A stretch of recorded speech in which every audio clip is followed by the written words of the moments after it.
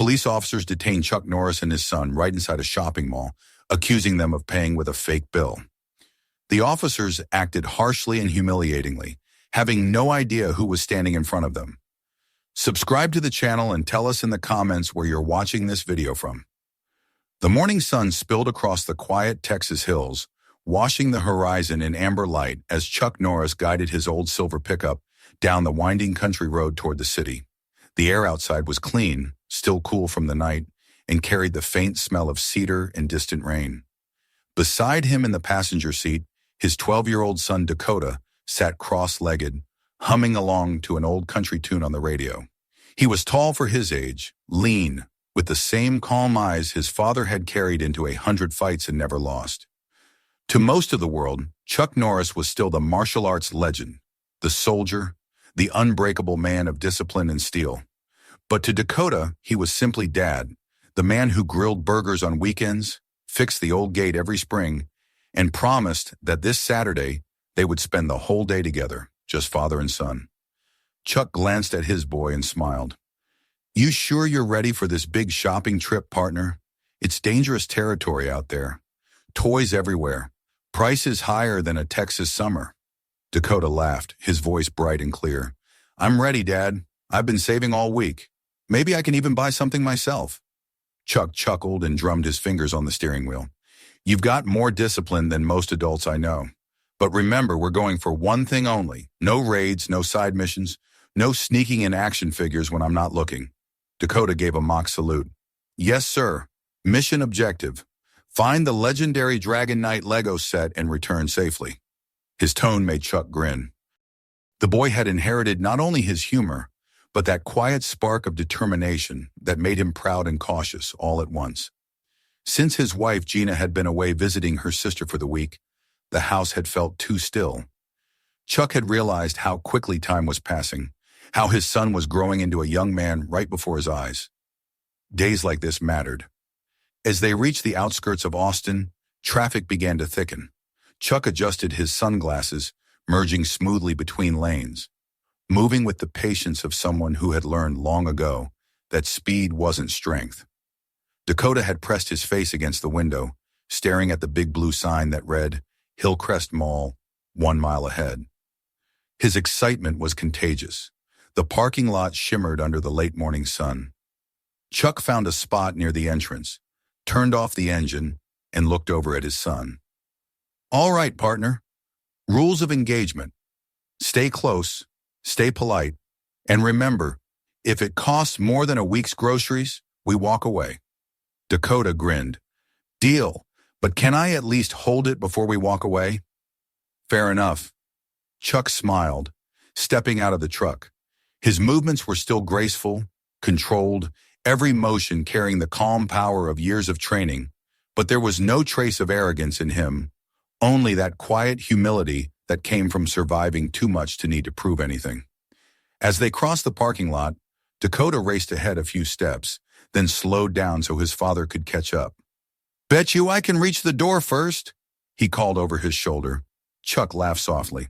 "Not fair. You've got younger knees." But he let the boy win, letting him burst through the glass doors first, arms raised like a champion. Inside, the cool air of the mall hit them, filled with the smell of cinnamon pretzels and coffee. The chatter of families and distant pop music created a rhythm of ordinary life, something Chuck had come to value more than medals or movie sets. They passed storefronts full of bright displays, sneakers, sports gear, toy drones. Dakota's eyes darted everywhere. "Can we stop by the arcade later?" he asked, practically bouncing. "After the mission," Chuck said. "Toys first." They turned into the wide central corridor, sunlight streaming through the skylights above.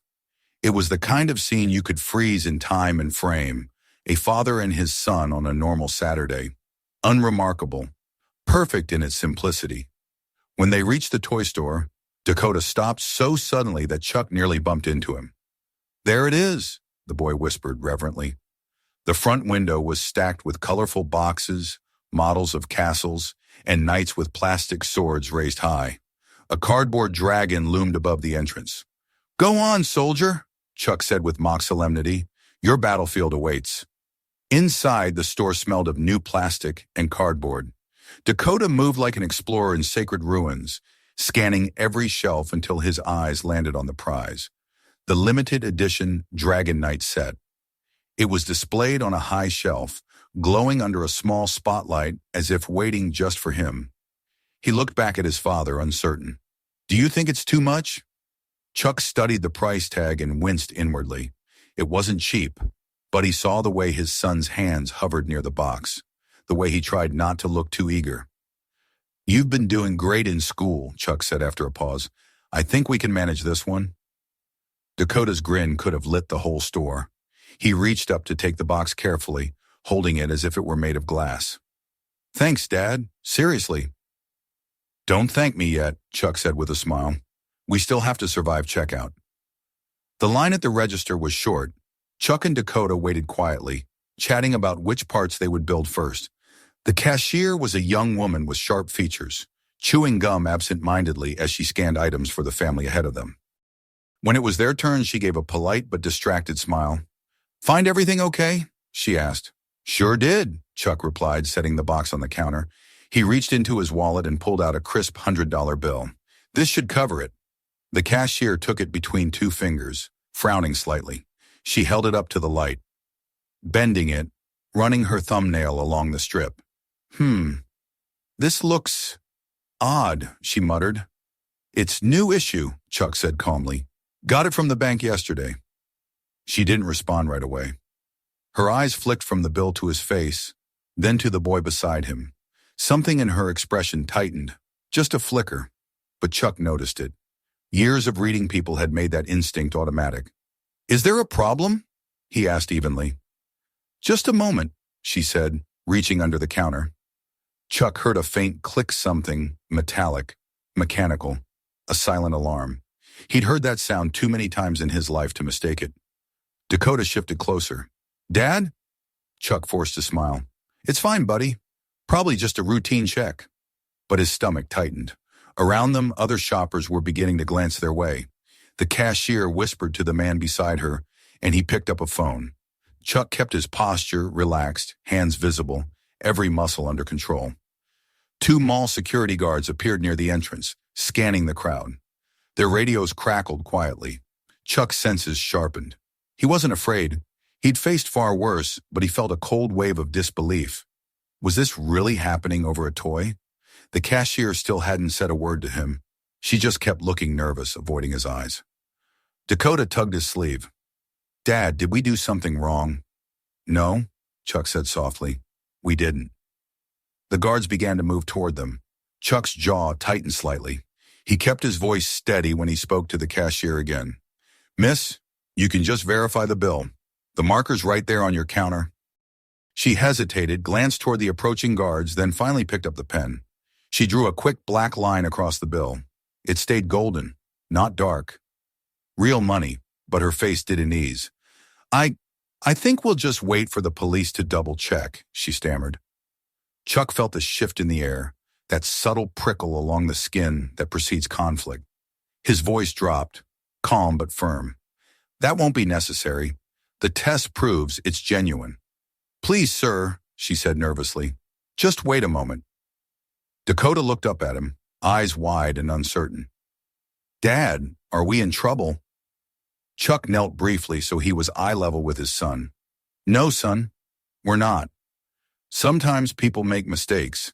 The trick is not letting those mistakes make you angry."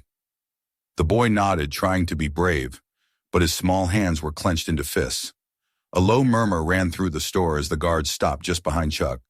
"Sir, we've had a report of a counterfeit bill," one said. Chuck didn't turn around. "And I've told your cashier the bill is real. She can verify that."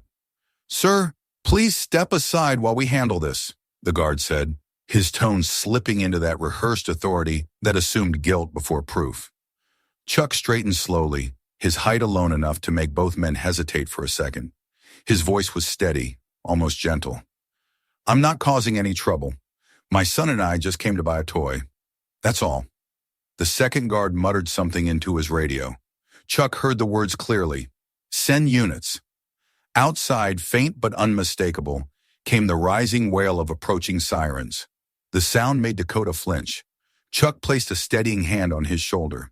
"It's okay," he said quietly. "Whatever happens, just stay calm." He could already see the reflection of red and blue lights flashing against the store's glass front. A crowd was forming in the corridor, drawn by the sound and the tension. Phones were out. People were recording. Chuck's jaw flexed once.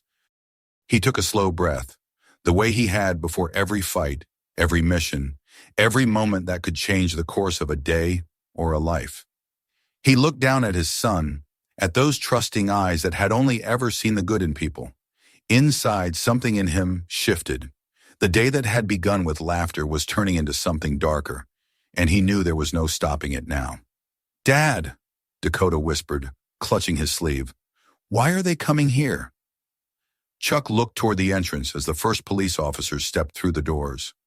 "Because, son," he said softly, "some people see what they expect to see, not what's real." The officers advanced, hands near their holsters, faces hard. The customers scattered aside. The toy store suddenly felt too small, too bright, too silent except for the faint hum of the air conditioner. And as the nearest officer pointed toward him and barked, "Sir, step away from the counter," Chuck knew the day had crossed an invisible line. What had started as a simple father and son Saturday was about to become a lesson neither of them would ever forget. The sirens outside faded into a sharp stillness, the kind that always comes before everything breaks. And standing there, his son's hand gripping his arm, Chuck Norris understood that this was the moment when peace would end, and the real fight, one for truth, dignity, and his child's innocence, was about to begin. The toy store that had moments ago been filled with harmless laughter now felt like a stage under a cruel spotlight. The sound of the air conditioner hummed above, but no one seemed to breathe. Chuck Norris stood calmly at the register, his hand resting on Dakota's shoulder. The boy's small fingers gripped his father's sleeve, his body trembling in confusion. The two mall security guards hovered nearby, pretending professionalism but radiating nervous anticipation. Beyond them, the glass doors of the store reflected flashes of red and blue. The police had arrived. Two officers entered, one tall, built like a linebacker, with a square jaw and a hard expression, the other younger, leaner, his eyes darting nervously as though unsure whether he was ready for whatever scene awaited. Their names would later become etched into the public memory: Sergeant Harlan Briggs and Officer Daniel McVeigh. But to Chuck, at that moment, they were simply two men walking into a mistake. "Sir, step away from the counter," Briggs ordered, his voice loud enough to make the cashier flinch. He carried himself with the swagger of someone who had long mistaken authority for power. Chuck turned slightly to face him, his tone measured and even. "I'm not resisting, officer. There seems to be some misunderstanding. The bill's legitimate. Your cashier already tested it." Briggs ignored the explanation. He gestured toward the trembling young woman behind the register. "You the one called it in?" She nodded quickly, her voice small. "Yes, sir. The bill. I wasn't sure, so I pressed the security alert." Briggs took the $100 note from the counter, held it up to the light without even examining it properly, and snorted. "Yeah, that's fake." Chuck's jaw flexed once, but his voice stayed calm. "If you'll run it through verification, you'll see it's real. I just withdrew that cash from Austin First Bank yesterday." McVeigh shifted uneasily. "Maybe we should call it in, Sergeant. Use the scanner." Briggs shot him a glare sharp enough to silence him. "You see a scanner in my hand, McVeigh? No? Then zip it. I know fake money when I see it." He turned his gaze back to Chuck. "All right, big man. Hands where I can see them." "Daddy," Dakota whispered, voice tight with fear. Chuck squeezed his shoulder gently. "It's okay, son." He looked back at Briggs. "There's no need to escalate this. We can walk over to the bank together if you like. I have the withdrawal slip." "I said hands up!" "Yeah," Briggs barked, stepping forward, his hand brushing against his holster. The crowd gathering outside began murmuring. Phones were raised, screens glowed. Chuck noticed the shifting energy of onlookers, the curiosity, the whispers, the eagerness for drama. He'd lived long enough to know what fear and bias looked like when they combined. He could see it now in Briggs's narrowed eyes. The way the man's stance said not protect and serve, but dominate and control. Chuck slowly lifted his hands, palms outward. "No weapons, no threat," he said. "Just me and my boy trying to buy a toy." McVeigh hesitated. "Sergeant, maybe we—" But Briggs had already closed the distance in 3 fast steps. He grabbed Chuck's arm, twisting it backward with unnecessary force. Dakota gasped. "Dad! Stay back!" Briggs snapped at the boy. Chuck winced but didn't resist. "There's no cause for this, officer. You're making a mistake." "Yeah, that's what they all say," Briggs sneered. "Turn around." He pushed him against the counter, the edge digging into Chuck's ribs. The motion was quick, practiced, and intentionally humiliating. McVeigh's face had gone pale. "Sergeant, he's cooperating." "Then he won't mind the cuffs, will he?" Briggs said. The metallic click of handcuffs filled the store. Chuck could feel every eye on him, every camera capturing the absurdity of what was happening. He could have resisted. God knew he could have ended this confrontation in 2 seconds. But his mind was on Dakota. His son stood frozen, torn between disbelief and terror. "Dad!" The boy's voice cracked as he tried to rush forward, but McVeigh caught him by the shoulders. "Easy, kid," he said, though his voice wavered. Just give us a second." "Don't touch him," Chuck said sharply. The sudden shift in his tone made both officers flinch. Even with his arms twisted behind his back, there was a power in his voice that commanded attention. "Sir, I need you to calm down," Briggs snapped, though he sounded less certain now. "I am calm," Chuck replied evenly, "but you will not lay a hand on my son." McVeigh stepped back, letting go of Dakota. The boy darted toward his father again, gripping his sleeve. "Dad, please, tell them." "It's okay, buddy," Chuck murmured. "Stay right here. Look at me. Just breathe." But Briggs wasn't done. His pride wouldn't allow him to lose control of the situation. He shoved Chuck forward toward the floor. "Stop resisting." "I'm not resisting," Chuck said through clenched teeth. The shove became a kick. His knees hit the tile. The hard floor jarred his body, but the greater pain was seeing Dakota cry out, reaching for him before McVeigh pulled him back again. "Stop hurting my dad," the boy yelled. "Keep that kid quiet," Briggs barked. That was the breaking point. Chuck's body tensed instinctively. He forced himself to stay still, but his training screamed at him to move. Every instinct he had, honed through decades of discipline, urged him to act, to protect. Yet he knew that any move would only feed their narrative, turn restraint into resistance. "Sergeant," McVeigh said quietly, "this doesn't look right." Briggs turned on him, fury blazing. "You want to take over, rookie? Be my guest. Otherwise, shut your mouth." The crowd outside had grown, phones pressed against the glass. Someone shouted, "That's Chuck Norris." Another voice, "He's not doing anything." The realization rippled through the onlookers like electricity. Briggs glanced toward the sound, his face tightening as recognition dawned. He looked back down at his prisoner. For a moment, uncertainty flickered in his eyes, but arrogance quickly buried it. "I don't care who you are," he growled. "You break the law, you face the consequences." "The law," Chuck said quietly, "doesn't give you the right to abuse it." Briggs's knee pressed harder into his back. "You keep talking like that, and I'll add resisting arrest to the report." Dakota's screams filled the store again. "Leave him alone! He didn't do anything!" The boy's voice cracked, raw with panic. McVeigh looked as if he wanted to step in, but didn't dare. When Briggs yanked Chuck upright, the cuffs cut into his wrists. Blood welled in small half-moons where the metal bit into skin.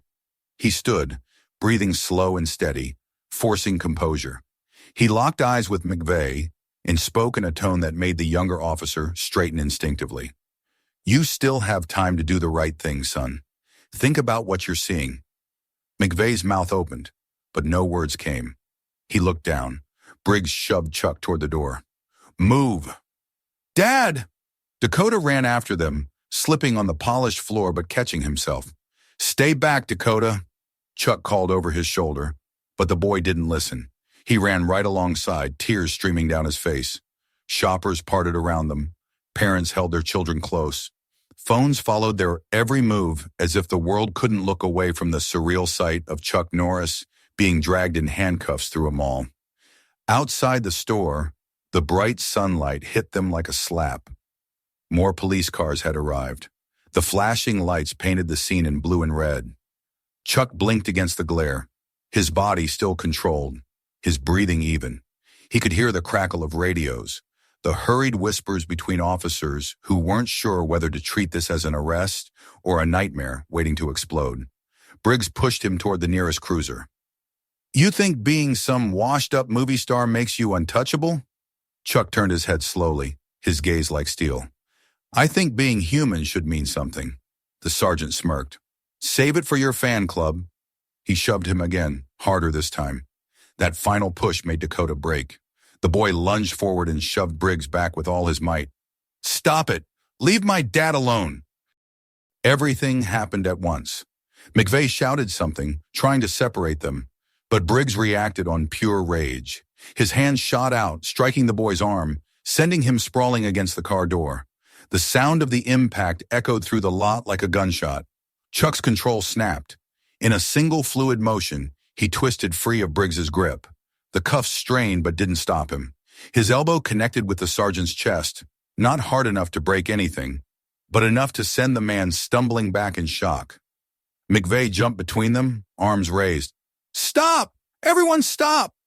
Chuck took one step toward his son. "Dakota, are you hurt?" The boy shook his head, tears streaking his face. "I'm okay, Dad." Briggs was already recovering, red-faced and panting. He drew his baton, shouting, "You're done, old man!" But something in his eyes had changed, fear, because for the first time, he truly saw who he was dealing with. Chuck stood tall, the faintest trace of restrained fury in his voice. "You've made your point, Sergeant. Now make the right choice." McVeigh stood frozen between them, the reality of what had just happened sinking in the assault on a child, the cameras recording, the crowd chanting now. "Let him go! Let him go!" Briggs looked around, realizing the tide had turned. His authority meant nothing here. The noise, the eyes, the phones. They were witnesses he couldn't silence. His baton lowered an inch. Chuck didn't move.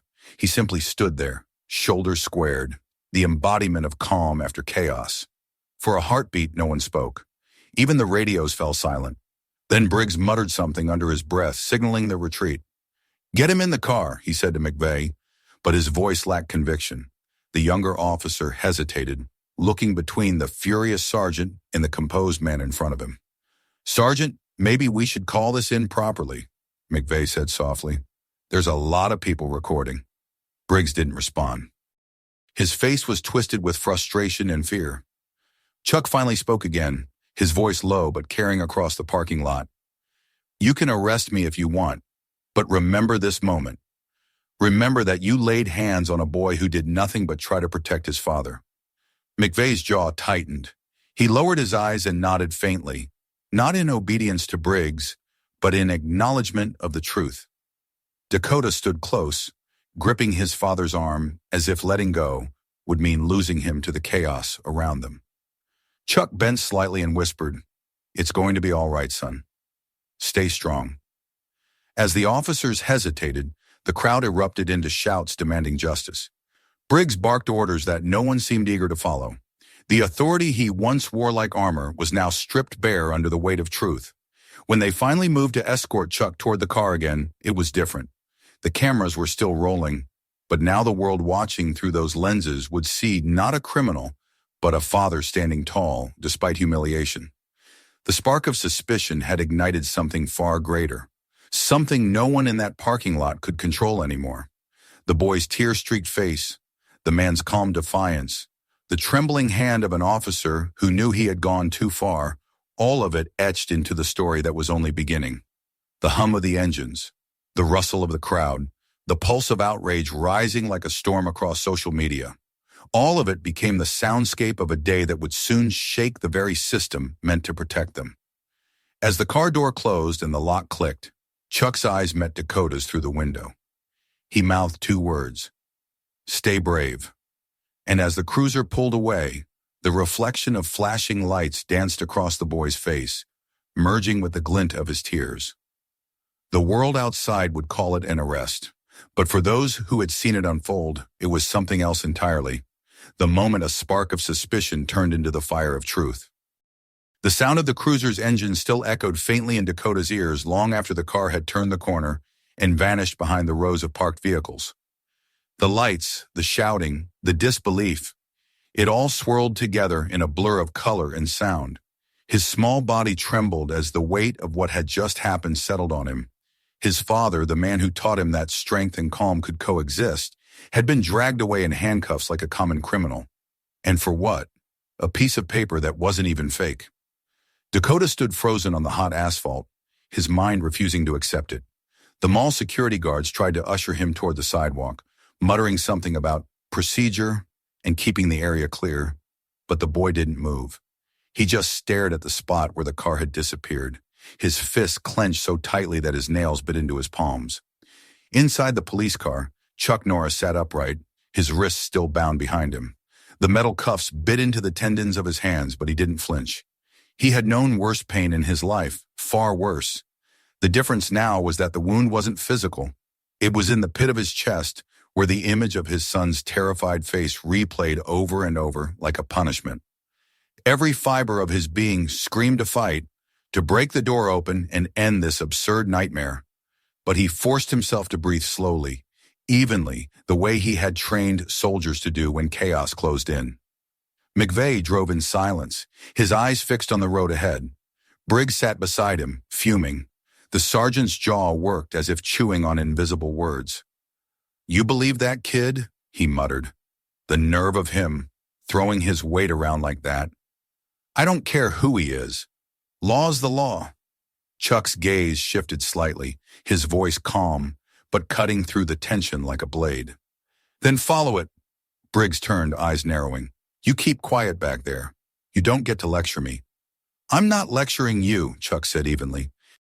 "I'm reminding you what you swore an oath to protect." For a moment, the only sound was the hum of the tires on the road. McVeigh's grip on the steering wheel tightened, and though he didn't speak, his knuckles turned white. Chuck noticed. He knew that look. The face of a man realizing he'd gone along with something wrong, but wasn't ready to admit it. When they arrived at the precinct, the summer heat hit like a furnace as the car door opened. Briggs yanked Chuck out roughly, almost shoving him toward the entrance. The lobby was busy, phones ringing, officers moving in and out, the smell of coffee and sweat hanging in the air. Conversation stopped when people saw who was being escorted in. Some recognized the face immediately, whispering to one another, "That's Chuck Norris." "What the hell?" Briggs pushed him through the double doors toward the booking area. "Take a seat," he barked. Chuck remained standing. "I'd prefer to call my lawyer. You'll get your call when I say so." Briggs motioned for another officer to prepare paperwork. "Name, address." "You already know it," Chuck interrupted quietly. "You've got my wallet. You've got my ID. You've also got a real $100 bill sitting in your evidence bag. But I doubt you've checked that yet." Briggs slammed his palm on the counter. "Watch your tone." "Why?" Chuck asked, his eyes level and unflinching. "Does it make you nervous when someone doesn't act afraid?" McVeigh looked up from the report he was filling out, his expression torn. Briggs muttered something under his breath, turning away. "Get him processed. I'll deal with him later." The next few minutes passed in silence except for the clatter of keys and the scribble of pens. When another officer came to remove the cuffs and replace them with softer restraints, Chuck flexed his hands, ignoring the sting in his wrists. McVeigh hesitated before asking, "Do you want some water?"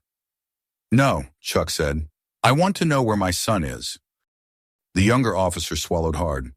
"He's safe. He's with mall security right now. They said your wife's been notified." Chuck's jaw tightened. "Good." Then his gaze softened, his voice quieting. "He saw everything." McVeigh nodded. "I know." "Do you?" Chuck's voice was calm, but it carried weight. "Then remember it. Remember what it looked like when a boy watched people he's taught to trust treat his father like an animal." McVeigh looked away, unable to meet his eyes. Across town, Dakota sat in a small security office inside the mall. A paramedic was crouched beside him, checking a bruise on his arm from where Briggs had struck him. The boy didn't cry. He hadn't cried since the moment his father disappeared behind the flashing lights. Instead, he stared straight ahead, his voice small when he finally spoke. "He didn't do anything wrong." The security officer sighed. I'm sure they'll sort it out, kid. But even he didn't sound convinced. Outside, the first journalists were already gathering. Someone had uploaded a video of the arrest online. Grainy, shaky footage, but clear enough to show everything. Chuck Norris handcuffed, the police shouting, the boy trying to reach his father, and the slap that had sent him to the ground.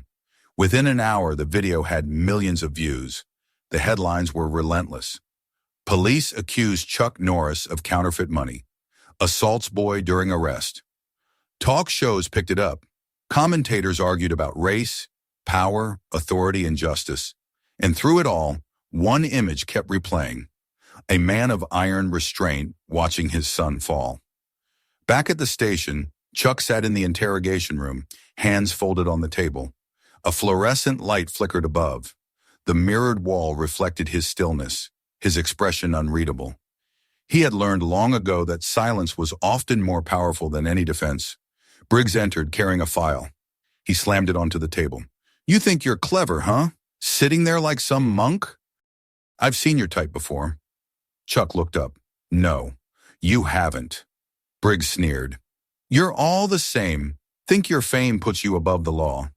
Fame fades, Chuck said. Honor doesn't. For a heartbeat, the sergeant froze. Then he laughed harshly. You think a speech makes you innocent? You're lucky we're not charging you with assault after what you pulled.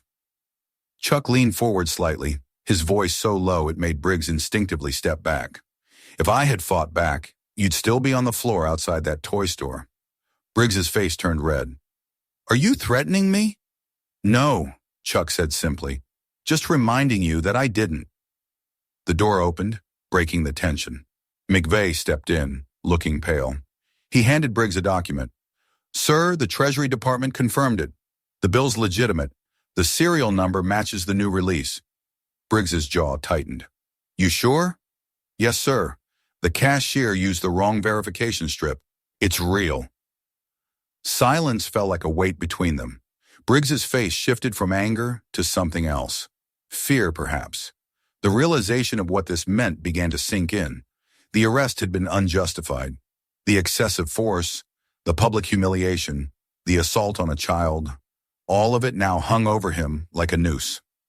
Chuck didn't move. He simply waited. Briggs muttered, We'll sort it out internally. Chuck's eyes narrowed. No, you won't. Not this time. Before Briggs could respond, the door opened again. This time it was a senior officer, a woman in her 50s with a steady, commanding voice. Sergeant Briggs, you're relieved. Effective immediately. Norris is to be released. Briggs turned to protest, but her tone left no room for argument. We have footage. Enough said. McVeigh avoided Chuck's gaze as the cuffs were removed completely. Chuck stood, rubbing his wrists once. He looked at the senior officer and nodded politely. Thank you. I'll be filing a report. She nodded in return. I expected as much. When he stepped outside into the sunlight, the crowd waiting beyond the barricades erupted in noise. Cameras flashed, reporters shouted questions, but Chuck ignored them. His eyes searched for one thing only. And then he saw him. Dakota broke free from the mall security officer and ran across the lot, straight into his father's arms. Chuck knelt, gathering the boy close. For a long time, neither of them spoke. The world around them seemed to vanish. The noise, the heat, the cameras, all drowned out by the simple heartbeat of reunion. When Dakota finally pulled back, his voice was hoarse. They hit me, Dad. When I tried to stop them, I tried to help. Chuck's hand tightened gently on his shoulder. I know. You were brave. Why did they do that? The boy asked. You didn't do anything. Chuck looked into his son's eyes, the sunlight catching in them. Because sometimes people are afraid of what they don't understand, but that doesn't make them right. Reporters crowded closer, shouting questions. Mr. Norris, do you plan to sue? How do you respond to the police statement? Were you assaulted? Chuck rose to his full height, keeping Dakota close beside him. He didn't raise his voice, but when he spoke, the crowd quieted. My son and I went to buy a toy. That's all. What happened after? That's for the world to decide if it's justice or prejudice. I'll have my say in court. The cameras flashed wildly as he turned away, guiding Dakota toward their truck. Inside, the boy leaned against his father's shoulder. "Are you mad at them?" he asked. "I'm not angry," Chuck said softly, "but I won't let them do this to anyone else."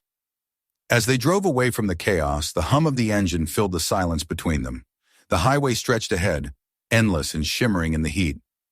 Chuck's reflection in the side mirror showed calm, but his eyes told a different story, a quiet storm brewing beneath. When they reached home, Gina was waiting on the porch, her face pale with worry. She ran toward them, embracing both father and son at once. Tears streaked her cheeks as she whispered, "Thank God you're all right." Chuck held her close, then kissed the top of Dakota's head. "We're home," he said. But even as the words left his lips, he knew this wasn't over. Not by a long shot. That night, long after Dakota had fallen asleep clutching the Dragon Knight box he'd finally gotten to keep, Chuck sat alone in his study. The glow of the computer screen reflected off his face as he watched the video circulating online. Millions of views, millions of strangers watching the moment his son was struck. He paused the video, the image frozen on Dakota's frightened eyes. His hand clenched slowly into a fist. For years he had lived by the rule that violence was a last resort, that discipline was greater than rage. But seeing his son harmed, humiliated, that stirred something deeper than anger. It awoke the protector. The clock ticked past midnight. Outside, the world raged and speculated. Inside, Chuck Norris sat in silence, his resolve solidifying with every breath. He would not seek revenge for himself, but he would make sure no father, no child, ever went through what they had. And when the next morning came, bringing reporters to his gate and cameras to his lawn, he was already dressed, not for war, but for justice. Yet deep down, he knew that if the law failed again, if anyone dared to touch his family one more time, he would remind them, as only he could, what real power looked like. The spark that had begun in that toy store was now aflame, and the men who started it had no idea how bright it was about to burn. The morning after the arrest broke with a strange silence that hung heavy over the Norris ranch. The air smelled of wet soil from the night rain, but there was no calm in the house. The hum of television news filled the living room, broken only by Gina's quiet, tense breathing. She sat on the couch in her robe, one hand gripping a mug of untouched coffee, the other clutching the remote as if it were a lifeline. On the screen, the images repeated endlessly. Chuck being forced to his knees, Dakota shouting, the officer's hands gripping, pushing, restraining. The words at the bottom of the screen screamed in bold letters, "Chuck Norris detained. Investigation underway." Gina had been awake all night. She'd barely spoken since Chuck and Dakota returned. The boy was upstairs, still asleep, exhausted by tears. Chuck stood by the window, the morning light cutting through the blinds, casting lines across his face. He'd seen war zones quieter than this room. The sound of reporters outside the gate was faint but constant, like a swarm of insects that wouldn't leave. "They won't stop until they have their story," Gina said finally, her voice hoarse. "You need to speak, Chuck. They're twisting it already." "I know," he replied. His tone was steady, but there was something different in it, a heaviness, as if each word was chosen carefully, balanced against his instinct to act. "I'll speak when it's time." "When it's time?" She set down her mug sharply. "They're saying you assaulted officers, that you resisted arrest. They're painting you as violent. You of all people. You can't let them do that." Chuck turned toward her. "You think they'll listen to words right now? The only thing that matters is proof, and we've got plenty of it." He gestured toward the computer on the desk. The video, the one millions had seen, played silently on repeat. Every frame showed the truth, the false accusation, the aggression, the boy being struck. But even the truth, he knew, could be manipulated when enough power was at stake. Gina's eyes softened. "I just don't want this to destroy you. You didn't do anything wrong." Chuck crossed the room and put his hands on her shoulders. "It won't destroy me. It might just expose what needs to be seen." He kissed her forehead and stepped outside into the morning light. A dozen reporters immediately shouted his name, cameras flashing like gunfire. "Mr. Norris, do you plan to press charges? Is it true your son was injured? How do you respond to the police union calling your actions Reckless aggression. Chuck didn't answer. He simply walked to the mailbox, retrieved the pile of letters already stuffed inside, half of them support, half of them threats, and walked back inside without a word. Silence was his weapon for now, but inside him, a storm brewed. By noon, his lawyer, Frank Delgado, arrived, a calm, sharp-minded man who had known Chuck for decades. "You're a trending topic in 50 countries," Frank said dryly as he dropped his briefcase on the table. "They're spinning this every way possible. The police department claims it was a routine procedure gone wrong. The union is protecting the sergeant, of course, but—" He smiled faintly. "The video doesn't lie." Chuck nodded. "So what's our move?" Frank leaned back, adjusting his glasses. "First, we file a complaint for unlawful arrest and use of excessive force. Then we file a separate action for child endangerment. That officer struck your son. It's on camera. The DA's office will be forced to respond. They'll try to offer a private settlement. Don't take it." "I wasn't planning to," Chuck said. "This isn't about money. I know. It's about justice." Frank paused. "You've got public sympathy on your side. Half the country's ready to march for you. But be careful. They'll look for a reason to provoke you again." Chuck gave a small, humorless smile. "Then they'll be waiting a long time." As the day unfolded, the noise grew. Networks replayed the footage endlessly. Pundits dissected every frame. Some praised his restraint. Others accused him of using his fame to intimidate officers.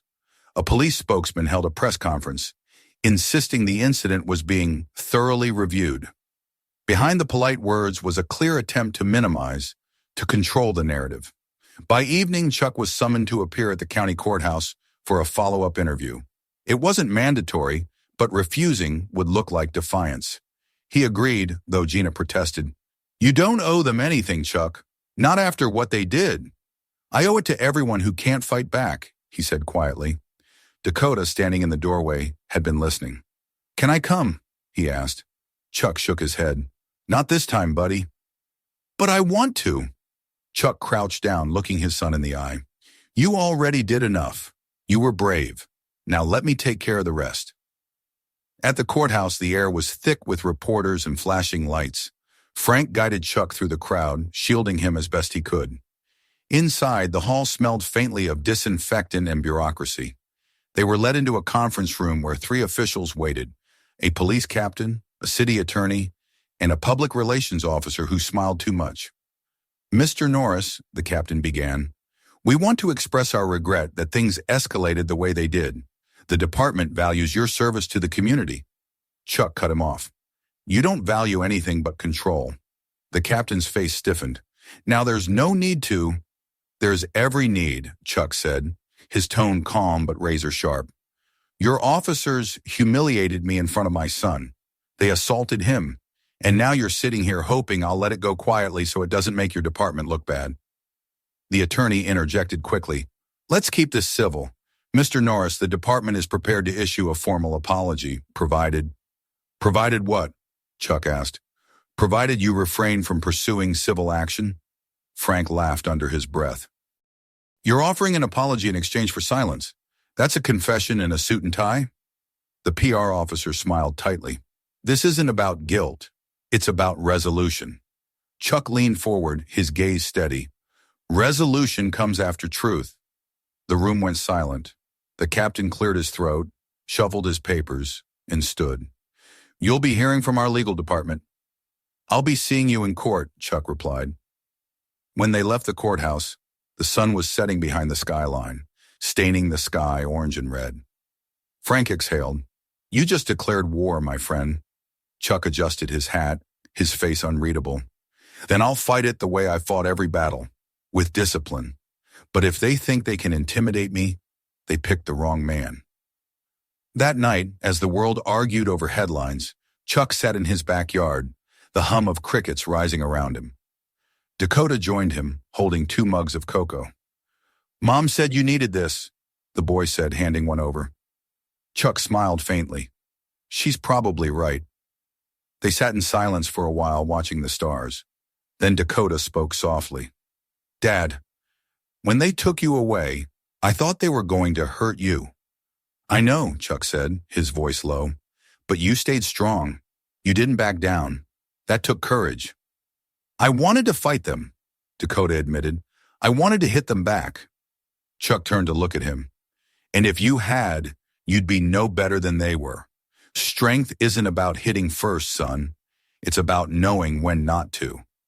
Dakota nodded slowly. You didn't hit them, but you could have. Chuck's eyes flicked to the dark horizon.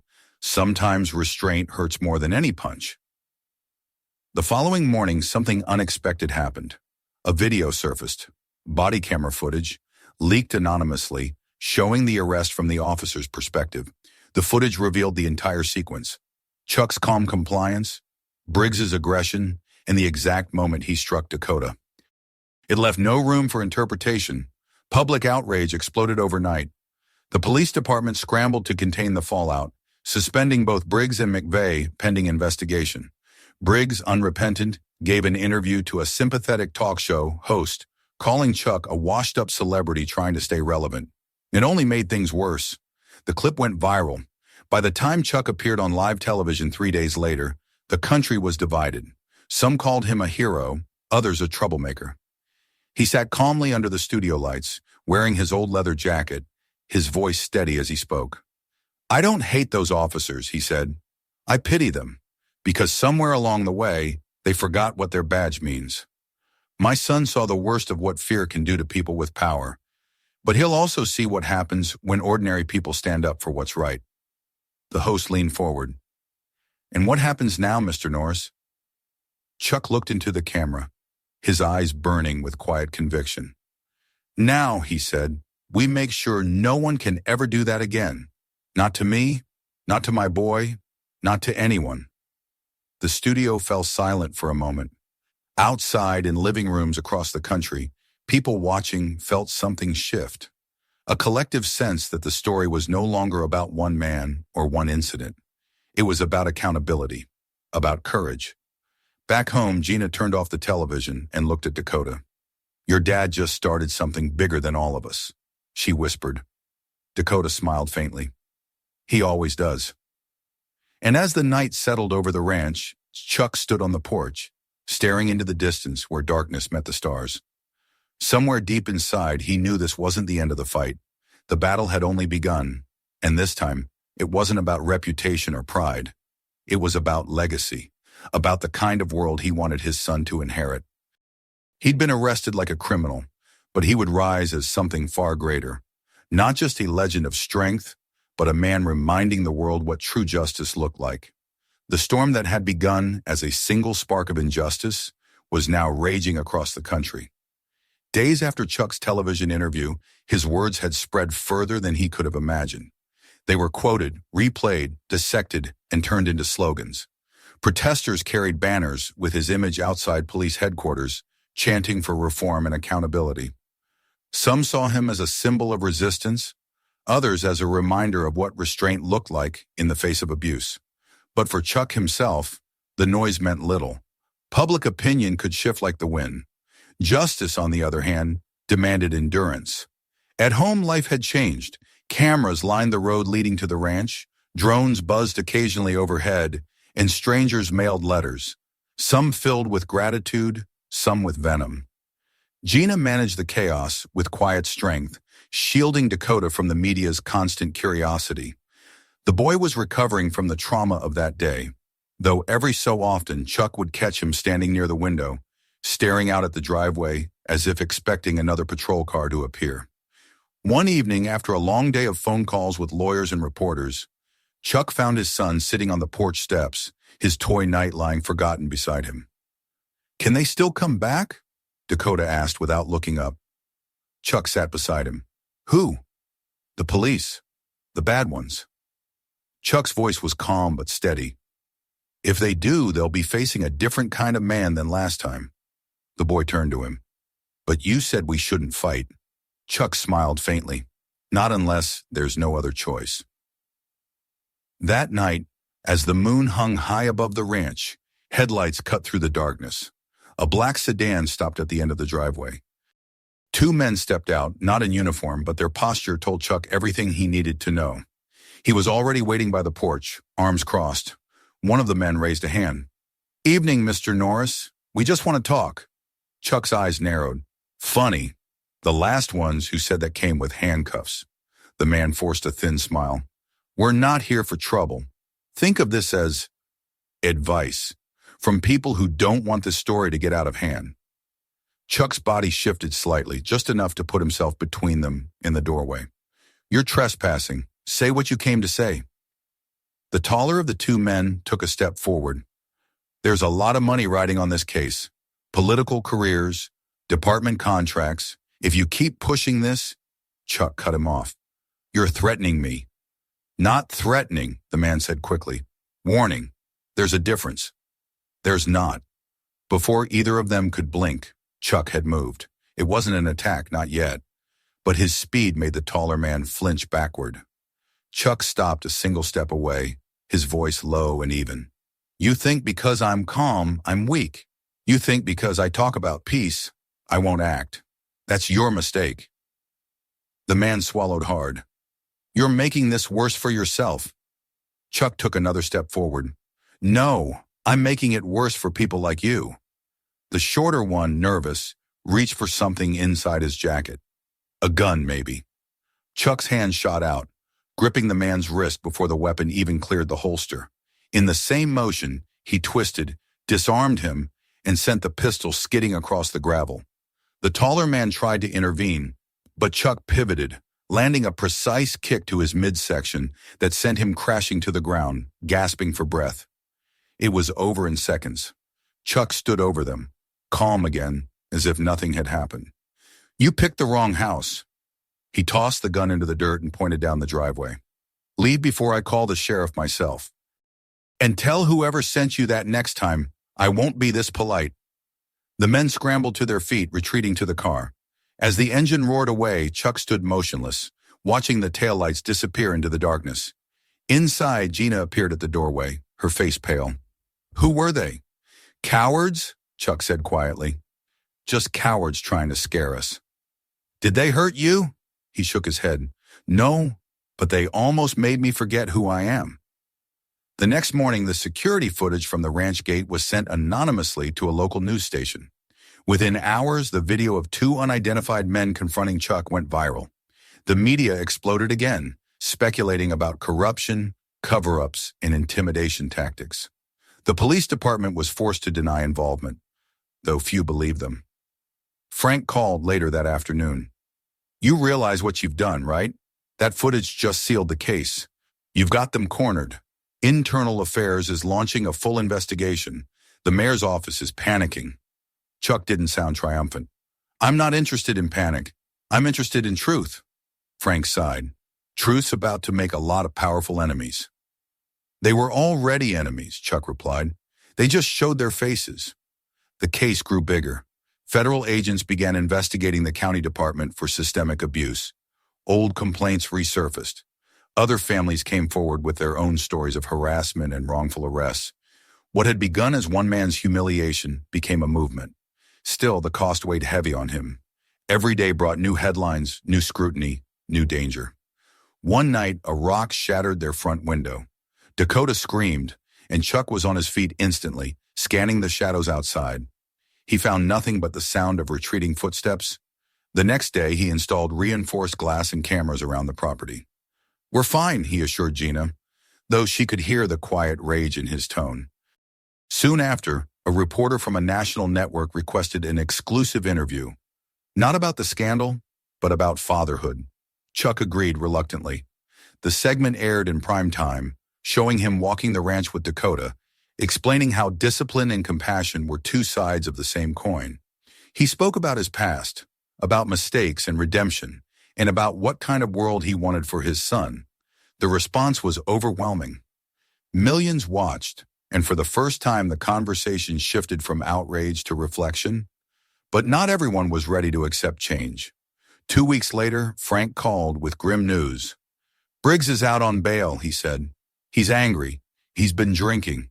Some of the guys still loyal to him are saying he wants to make a statement." Chuck listened in silence. "Let him try." That night, rain poured hard against the windows. Thunder rolled across the hills. Chuck sat by the fire, cleaning the old revolver his father had given him decades ago. He hadn't used it in years, but the ritual calmed him. The smell of oil, the click of metal, the precision of movement.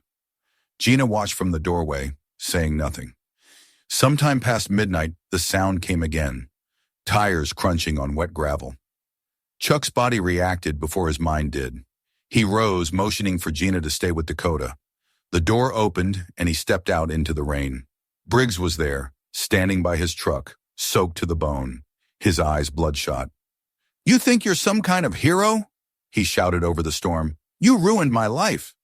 Chuck's voice was steady. "You did that yourself. You humiliated me. You took everything from me." Briggs took a stumbling step forward. "You think they'll remember me as the villain? I was just doing my job."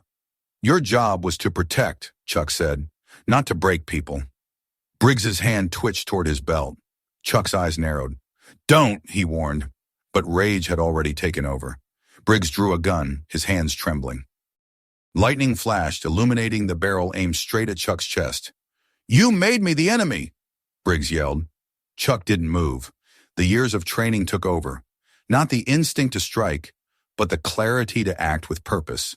The moment the gun twitched, he sidestepped, seized Briggs's wrist, and twisted hard. The gun fired once, the sound splitting the night, but the shot went wild, striking the mud. Chuck disarmed him, kicked the weapon aside, and pushed him against the truck, holding him still without violence, without anger, just control. "Look at yourself," Chuck said quietly. "You were given power to serve people, and you let it destroy you. I'm not your enemy. Your pride is." Briggs sagged, the fight leaving him.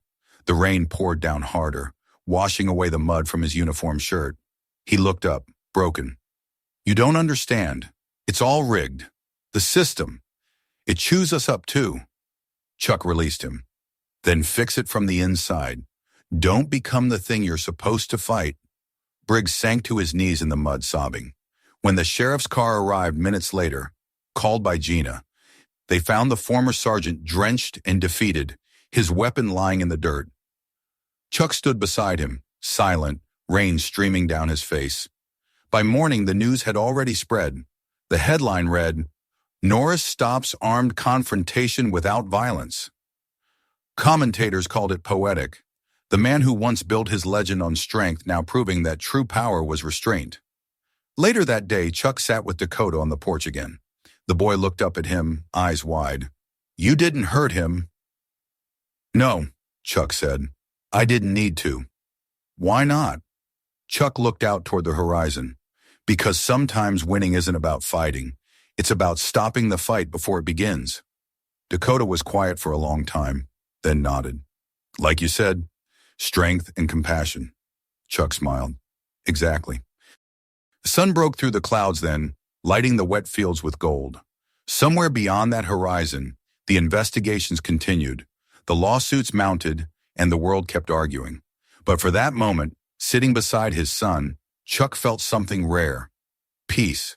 The fight wasn't over. There would still be hearings, trials, and headlines. Yet he knew that whatever happened next, he had already won the battle that mattered most. Not against men like Briggs, or against corruption, but against the part of himself that once believed strength only came from force. As the day faded, Gina joined them, resting her hand on Chuck's shoulder. "It's over," she whispered. Chuck looked at his family, at the quiet land around them, and finally allowed himself a small smile. "No," he said softly, "it's just beginning." And in the silence that followed, the world outside their home kept turning. But inside, the legend of Chuck Norris wasn't about invincibility anymore. It was about something far greater, a man who chose mercy when the world demanded fury, and taught his son that the strongest thing a person can do is stand tall without striking back. The morning sun rose over the Texas hills with a quiet brilliance that seemed to wash away weeks of turmoil. Dew glistened across the grass, the kind of fragile beauty that only exists for a few minutes before the world fully wakes. For the first time in what felt like an eternity, Chuck Norris woke to silence. Not the kind filled with tension, but the kind that felt earned. He stood by the window of his study, watching the horizon glow orange. the familiar line of oak trees standing tall against the dawn. The storm had passed, both in the sky and in his heart. Yet even as the house breathed with peace, he knew that the fight for justice was still echoing far beyond these walls. Downstairs, Gina was already in the kitchen, moving with quiet grace. The smell of coffee and pancakes drifted through the air, mixing with the distant sound of morning birds. Dakota sat at the table, sketching something on a piece of paper. His small face was calm now, the shadow that had followed him since that terrible day finally lifting. When Chuck entered, the boy looked up and smiled. "Morning, Dad," he said. "Morning, partner," Chuck replied, ruffling his hair. "What are you working on?" Dakota held up the paper. It was a drawing of the ranch, the house, the trees, and a stick figure of him standing beside his father. Above them, in big block letters, the boy had written, "We're safe now." Chuck looked at it for a long moment. "That's a good one," he said softly. "Maybe my favorite." "Are they still mad at you?" Dakota asked. Chuck smiled faintly. "Some are, but that's all right. People get angry when they're scared. What matters is what they learn after." Gina placed a plate of pancakes in front of them and leaned on the counter. "He's right, you know," she said. "There's already talk on the news about new rules for how arrests are handled, body cam transparency, all of it. They're calling it the Norris reform." Chuck gave a quiet chuckle. "That's not what I did it for." "I know," she said, "but sometimes change needs a name." The day unfolded in slow peace. Calls came from reporters, from senators, from community leaders thanking him for starting a national conversation. Chuck listened politely but offered few words. The media's hunger didn't interest him anymore. He had seen what fame could do, how it could twist truth into spectacle. What he wanted now wasn't attention. It was restoration. Not just for his family, but for faith itself, the faith people had lost in justice. That afternoon, Frank Delgado arrived at the ranch with news. His car crunched over the gravel, kicking up dust as he pulled to a stop. Chuck met him halfway down the driveway. "They settled," Frank said, getting straight to the point. "The department officially issued an apology this morning. Briggs resigned. McVeigh's cooperating with federal investigators, and the mayor's office wants to meet with you to discuss policy reforms. They're calling it a symbolic gesture." Chuck's expression didn't change. "And the men who came to my house? They've been identified. Off-duty officers hired by a private security firm. That firm just lost its license." "Good," Chuck said simply. Frank exhaled and looked around at the open fields. "You know, I've seen a lot of cases in my life. Most end messy. But this one, it's different. You didn't just win, Chuck. You changed something." Chuck's gaze drifted toward the horizon. "I didn't do it alone. People were ready to see. Sometimes it just takes one moment to open their eyes." Frank nodded. "You're a rare kind of man, my friend. The kind who still believes in decency, even when the world's lost it." "I don't believe it's lost," Chuck said quietly. "Just buried. You dig deep enough, it's still there." They stood in silence for a while before Frank added, "You know, the governor called me this morning. He wants to give you an award for civic bravery." Chuck smiled, but there was no pride in it. "I don't need medals. I've got something better." He turned toward the house where Dakota was playing in the yard, chasing their dog through the grass. "That's the only reward that matters." Inside, the television was tuned to a press conference. The police chief stood behind a podium, reading from a prepared statement. "On behalf of the department, we extend our deepest apologies to Mr. Norris and his family. The actions taken on that day do not represent our values, nor the men and women who serve honorably each day. We are implementing new training standards effective immediately. We have failed one of our own citizens, and we intend to make it right." Gina muted the sound. "Do you believe them?" she asked. Chuck shook his head slowly. "Not yet. But maybe one day." That evening, they were invited to a public ceremony downtown, where officials planned to make a formal apology and recognize Chuck publicly.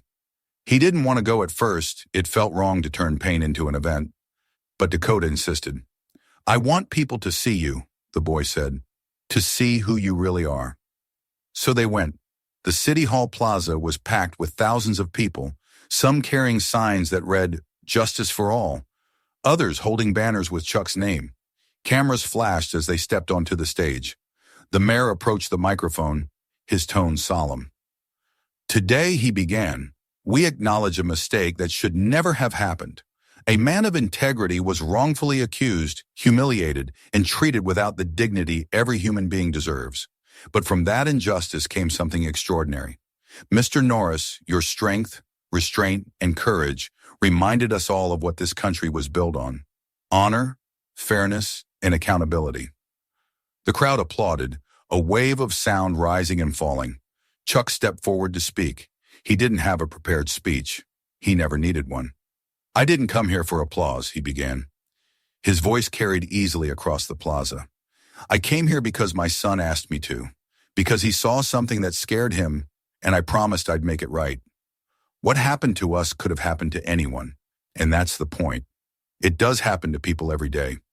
Most of them don't have cameras or headlines to protect them. They don't have lawyers or fame. They just have fear and silence, and that's what needs to change. He paused, letting the silence settle. The wind rustled flags above them. Justice isn't a badge or a title, he continued. It's a choice. Every day, every moment, we choose whether to treat someone as human or as an obstacle. I don't hate the men who hurt me. I pity them. Because hate is easy. Forgiveness, that's strength. When he finished, the plaza erupted. But his eyes found only one face in the crowd, Dakota's. The boy stood between Gina and Frank, his small hands clapping with pride, his eyes shining with admiration. After the ceremony, reporters swarmed again, shouting questions. Mr. Norris, how does it feel to be a national hero? One asked. Chuck gave a small, patient smile. Heroes are the ones who keep standing when no one's watching. I just did what any father would. As the family drove home under the clear Texas sky, the mood in the car was light for the first time in weeks. Dakota leaned against the window, half asleep, while Gina turned to her husband. You know, I think you might have actually changed something out there, she said. Chuck glanced at her, his expression warm but thoughtful. Maybe, but change doesn't come from speeches. It comes from people remembering who they are. They reached the ranch just as the stars began to appear. The air was cool and still. Chuck parked the truck, turned off the engine, and sat quietly for a moment, looking out at the land. Home, he said softly, the one place they can't take from us. Later, after Dakota had gone to bed, Chuck stepped outside again. The sky above was vast, scattered with a million stars. He could hear the faint rustle of the wind through the trees, the distant bark of a coyote. He thought about everything that had happened, the anger, the humiliation, the fight, the forgiveness. The world had seen the warrior again, but in truth, what mattered most wasn't the fight at all. It was what came after. Footsteps sounded behind him. Gina wrapped her arms around his waist, resting her head against his shoulder. You did it, she whispered. It's over. Chuck smiled. It'll never really be over. There'll always be someone else, somewhere else facing the same thing. But maybe now they'll know they're not alone. She squeezed him tighter. And what about you? What will you do now? He looked out over the dark fields, his eyes reflecting the faint glimmer of starlight. What I've always done. Keep going. Keep teaching. Keep fighting the right way. The next morning the world moved on, as it always does. New stories filled the headlines. New crises captured attention. But for those who had watched the events unfold, something lingered, a reminder that courage doesn't always roar. Sometimes it stands quietly, refuses to bow, and simply says, enough. Weeks later, Chuck received a letter in the mail. It was from McVeigh, the younger officer who had been there that day. The handwriting was careful, hesitant. Mr. Norris, it began, I wanted to say I'm sorry. I should have stopped it. You showed me what real strength looks like. I'm leaving the force. I'm going to teach community safety instead. Maybe that's how I can make it right. Chuck read it twice, folded it neatly, and placed it in his desk drawer beside a photograph of his son. He smiled faintly. Good, he murmured. That's how it starts. In the months that followed, life at the ranch returned to its rhythm. The past didn't vanish. It became part of them, like a scar that no longer hurt but still reminded them of what they'd survived. Chuck still trained every morning, still taught self-defense to kids on weekends, still fixed fences when storms rolled through. But there was a new calm in him now, a peace that came not from victory, but from balance. On a warm evening in late spring, he and Dakota walked along the edge of the property. The boy carried a stick, pretending it was a sword. "Dad," he asked, "were you scared that day, when they took you?" Chuck looked down at him. "No, I wasn't scared for me. I was scared for what you might believe after seeing it." "What do you mean?" "I didn't want you to think the world was only bad," Chuck said, "because it's not. It's just full of people still learning how to be good." Dakota thought about it for a moment, then smiled. "You think they can learn?" Chuck smiled back. "If they try hard enough." They walked on in silence, the sun dipping low, painting the world gold. In the distance, the American flag by the barn fluttered in the evening breeze. And for the first time in a long while, the world felt right again. Not perfect, not fixed, but honest. Honor had been restored, not by fists or fury, but by the simple act of standing tall and refusing to lose faith in what's right. And as Chuck Norris walked home with his son, the light fading behind them, he knew that legacy wasn't built on strength alone. It was built on the courage to forgive, to endure, and to lead by example, no matter the cost. If this story moved you, hit that subscribe button. There are more powerful, true-to-life stories waiting for you. Don't stop here. Watch the next video and share this one with someone who needs to see it.